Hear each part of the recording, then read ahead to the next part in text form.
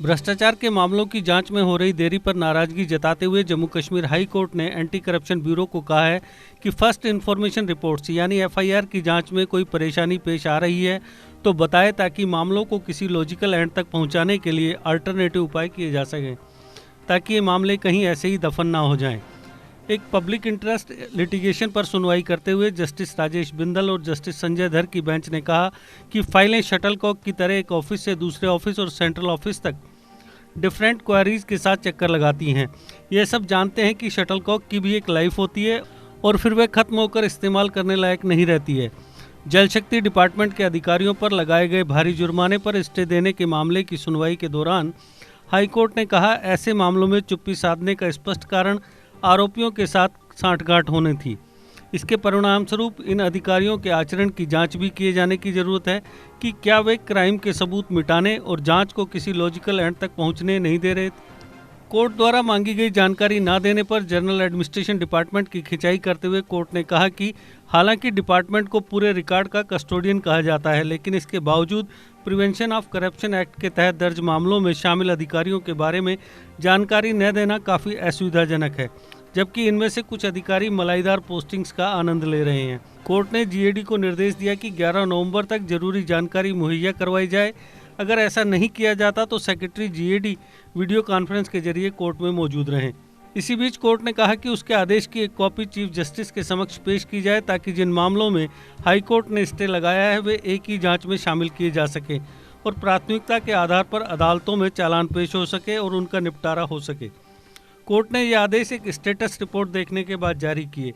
यह status report बताती है कि जम्मू कश्मीर में 1998 से 2018 के दौरान एंटी करप्शन ब्यूरो में 295 केस दर्ज किए गए, जिनमें से 31 मामले लंबित हैं क्योंकि या तो उनकी जांच पूरी नहीं हो पाई या हाई कोर्ट के एंट्रीम ऑर्डर्स की वजह से चालान पेश नहीं किए गए। कोर्ट ने कहा 35 मामलों में चालान पेश करने की मंजूरी के लिए संबंधित अधिकारी को भेजा गया, लेकिन कई सालों तक ये मामले ऐसे ही पड़े रहे, जिससे कुछ ना कुछ तो जाहिर होता है। 18 मामलों के बारे में कोर्ट ने कहा कि एंटी करप्शन ब्यूरो के सेंट्रल ऑफिस द्वारा फाइनल रिपोर्ट पेश किए जाने के बाद भी अब तक कुछ नहीं किया गया। 14 मामलों में फिर से जांच के आदेश दिए गए, लेकिन वे भी अभी तक पेंडिंग है। कुल 295 मामलों के 2/3 यानी 195 मामलों में जांच अभी भी चल रही है। जम्मू डिवीजन के मामलों पर कोर्ट ने कहा कि 2009, 2012, 2013, 2015 और 2016 में एफआईआर दर्ज की गई और संबंधित अधिकारी को मंजूरी के लिए भेजी गई। कोर्ट ने कहा कोई फाइनल डिसीजन नहीं हुआ। 2008 की एफआईआर नंबर 1 में जांच का हवाला देते हुए कोर्ट ने कहा कि ये दावा किया गया कि जांच पूरी हो गई है और कोर्ट में जल्द ही क्लोजर रिपोर्ट पेश कर दी जाएगी। कोर्ट ने कहा कि कोई भी आसानी से अंदाजा लगा सकता है कि एक मामले की 10 साल तक जांच कैसे की गई होगी। अदालत ने कश्मीर डिवीजन के भी कई मामलों का हवाला दिया। कोर्ट ने हर मामले की मौजूदा स्थिति का खुलासा करने के बाद कहा कि जाहिर है कि लूट में सभी हिस्सेदार हैं, इसलिए जांच में किसी भी तरह का सहयोग करना उनके लिए फायदेमंद साबित नहीं होगा। कोर्ट ने कहा कि इन्वेस्टिगेशन एजेंसी ने सिस्टम में मौजूद भ्रष्ट लोगों के सामने सरेंडर कर दिया है। कोर्ट ने रोशनी एक्ट के तहत लैंड ट्रांसफर में बरती गई अनियमितताओं और गैरकानूनी तरीकों के संबंध में दर्ज एफआईआर की जांच में देरी पर भी नाराजगी जाहिर की।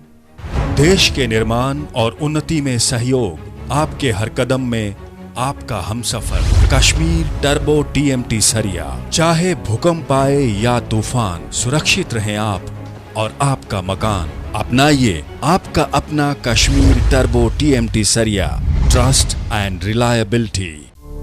जीके अपडेट रहे हमारे साथ। अगर आप ये वीडियो YouTube पर देख रहे हैं तो हमारे YouTube चैनल को सब्सक्राइब करें और बेल आइकन को क्लिक करें।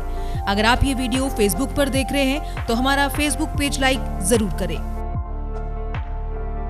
For advertisement, please contact 705-109-1811.